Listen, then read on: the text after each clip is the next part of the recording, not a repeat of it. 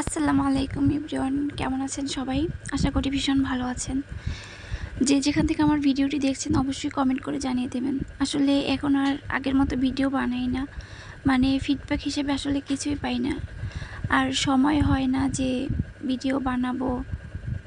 তাই অনেক দিন পর একটা ভিডিও নিয়ে আসলাম আপনাদের জন্য। আশা করি সাথেই থাকবেন। ভালো না লাগলে ইগনোর করতে পারেন। আর এই যে রান্নাটা হচ্ছে, আমার বাচ্চারা অনেক বেশি রোস্ট পছন্দ করে, আমি তাই ওদের জন্য রোস্ট বানিয়েছিলাম। আর এই ভিডিওটা অনেক আগের করা, ফোনে শুধু ঘুরতেছিল, দেখতেছিলাম, তাই ভাবলাম যে এডিট করে আপনাদের সাথে শেয়ার করি। আমি চিকেন রোস্ট বানাচ্ছি, আর চিকেনটা হচ্ছে ব্রয়লার মুরগি আর কি। তো ওটা দিয়ে আমি বানাচ্ছি, কারণ অন্য কোনো মুরগি ছিল না। আর এই রোস্টটা খেতেও খারাপ লাগে না, যে যার সামর্থ্য অনুযায়ী বানাবে, এটাই স্বাভাবিক। তো আমি আর কি সেটাই করলাম।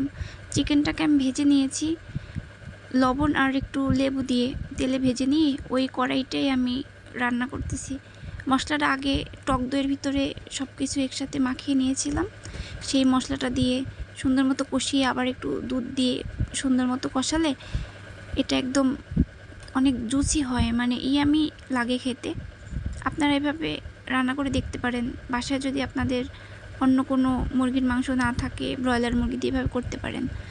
তো ওর বাবা, মানে বাবুর বাবা আর কি এটা খাবে না, মানে সে ব্রয়লার মুরগি খায় না, তাই তার জন্য আবার দুটো ডিম দিয়েছি। ওদের জন্য আমি একটু বেশি করেই নিয়েছিলাম, যাতে ওরা আবার রাতেও খেতে পারে। এই যে দেখুন, আমার রোস্টটা কিন্তু দেখতে যেরকম ইয়ামি লাগছে, খেতেও মাশাআল্লাহ অনেক মজা হয়েছিল। আমার বাচ্চারা এটা ভীষণ পছন্দ করেছে, তাই আমি এভাবে বানিয়েছি। আর আমি প্রায় এভাবে বানিয়ে থাকি। আরও হচ্ছে পোলাও রান্না করেছিলাম। তো দেখেন, এই যে রোস্ট রান্না শেষ, আমি চুলাটা বন্ধ করে দিয়েছি। এদিকে পোলাও রান্নার জন্য আমি একটু আদা বাটা আর একটু রসুন বাটা দিয়েছি। এটা খুব সুন্দরভাবে ভেজে, সাথে রয়েছে দারুচিনি, এলাচ, লবণ, আর চালটাও ভালো মতো ভেজে আমি রান্না করতেছিলাম আর কি। আর পোলাওতে একটু দুধ ব্যবহার করি আমি, কারণ হচ্ছে এটা খেতে স্বাদ হয়। আর আপনার গিয়ে কে বলবো, পোলাওটা সাদাও হয়।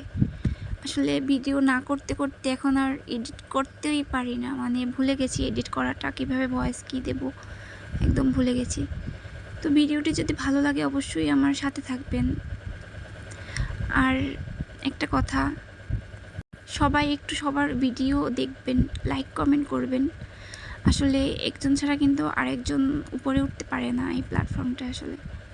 তো আজকের ভিডিওটা আমার এ পর্যন্তই। সবাই ভালো থাকবেন, সুস্থ থাকবেন, আর আমার জন্য দোয়া করবেন। আসসালামু আলাইকুম ওয়া রাহমাতুল্লাহ। ধন্যবাদ সবাইকে।